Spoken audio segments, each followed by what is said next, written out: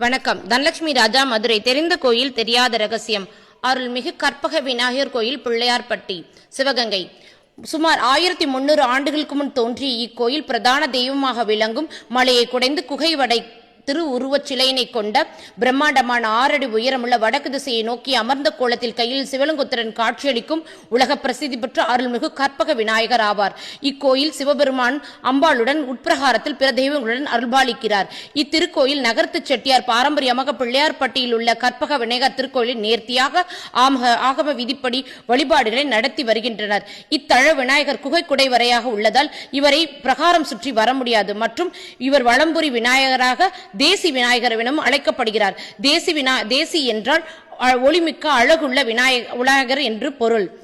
இக்கோயிலின் கிழக்கு முகமாக அமைந்துள்ள வட்ட உடைய ஆவுடைய மருதீஸ்வர அர்ஜுனவனேஸ்வரர் எனவும், இங்கு அம்பாள் வாடா மலர் மங்கை எனவும், கருவறையில் பத்மபீடத்தில் மேல் நின்று காட்சியளிக்கிறார். தலவிருட்சமா அர்ச்சன மரம் உள்ளது.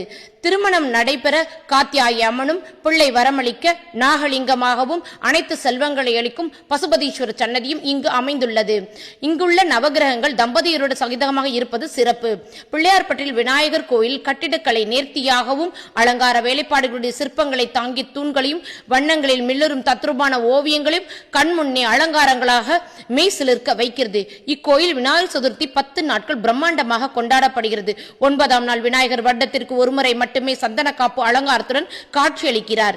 இங்கு 10ஆம் நாள் திருக்குளத்தில் தீர்த்தவாரி நடைபெறுவது விசேஷம். இங்கு வரும் பக்தர்கள் தங்கள் தொழில் அபிவிருத்தி, தொழில் தொடக்கம், புது மனை வீடு கட்டுதல் ஆகியவற்றுக்கு கணபதி ஹோமம் செய்து பயனடைகின்றனர். வேண்டுதல் நிறைவேறும் இங்கிருக்கும் பிள்ளையாருக்கு முக்குருணி மோதகம் படைத்து வழிபாடு செய்கின்றனர்.